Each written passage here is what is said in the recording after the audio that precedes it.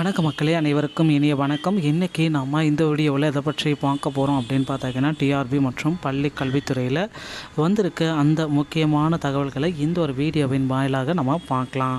மக்களே, நீங்கள் நம்முடைய சேனலை முதல் முறையாக பார்க்குறீங்க அப்படின்னா மறக்காமல் ஒரு சப்ஸ்கிரைப் பெல்லை கிளிக் பண்ணி வச்சுக்கோங்க. வாங்க வீடியோக்குள்ளே போகலாம். ஆசிரியர் தேர்வு வாரியத்தில் விரைவில் 2000 பட்டதாரி ஆசிரியர்கள் மற்றும் ஆசிரியர் பயிற்றுனர்களை நியமிக்க இந்த புதிய அறிவிப்பை வெளியிட போகிறாங்க.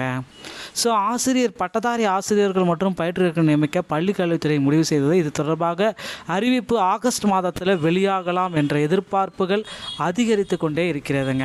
ஸோ ஆகஸ்ட் மாதத்தில் இதற்கான எதிர்பார்ப்புகள் வரக்கூடிய ஆகஸ்ட் 15ஆம் தேதிக்குள்ளார இதற்கான ஒரு முழு அப்டேட்டையும் பார்த்திங்கன்னா பள்ளி கல்வித்துறை சார்பாக நமக்கு வெளியிட போகிறதா தகவல் வந்திருக்கு.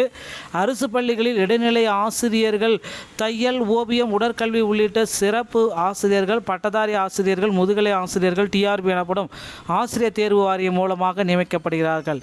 அது மட்டுமின்றி வட்டார கல்வி அலுவலர்கள், அரசு பயிற்சி ஆசிரியர் விரிவுரையாளர், அரசு கல்லூரி உதவி பேராசிரியர்கள், அரசு பாலிடெக்னிக் விரிவுரையாளர் பணியிடங்களுக்கும் ஆசிரியர் தேர்வு வாரியம் வாயிலாகவே நிரப்பப்படுகிறது.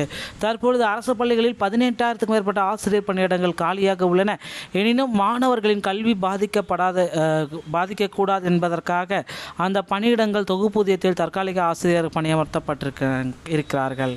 அரசு பள்ளிகளில் நிரந்தர ஆசிரியர்களை நியமிக்க வேண்டும் என்ற கோரிக்கை அரசியல் கட்சி தலைவர்களால் தொடர்ந்து வலியுறுத்தப்படுகிறது.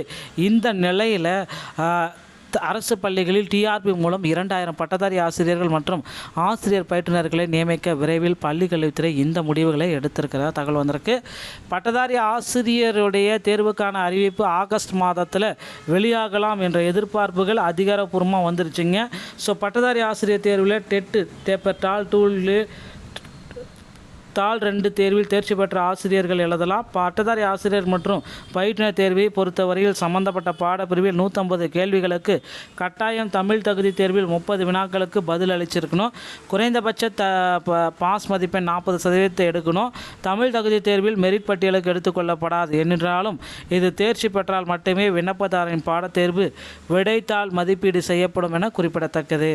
கடைசியாக பட்டதாரி ஆசிரியர் தேர்வானது கடந்த 2024 ஜனவரி மாதம் நடத்தப்பட்டு அதன் மூலம் 2582 ஆசிரியர்கள் தேர்வு செய்யப்பட்டது. அதுவும் ஒரு குறிப்பிடத்தக்க ஒரு விஷயங்க. ஸோ விரைவில் இந்த 2000 ஆசிரியர்களுக்கு தேர்ச்சி பெற்ற ஆசிரியர்களுக்கு மீண்டும் ஒரு வாய்ப்பை பள்ளி கல்வித்துறை சார்பாக வழங்கிருக்காங்க. இதற்கு இப்போந்தே உங்களை தயார்படுத்தி கொள்ளுங்கள்.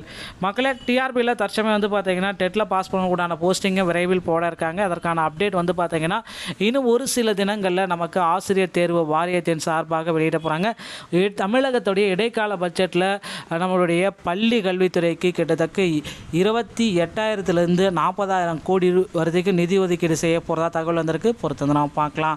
முதல்வர் விஜய் அவர்கள் ஆசிரியர்களின் போராட்டத்துடைய கோரிக்கைக்கு செவி சாய்த்து ஒரு சுமூகமான முடிவுகளை வெளியிடுவார் அப்படின்றது நிச்சயமாக எதிர்பார்க்கலாங்க.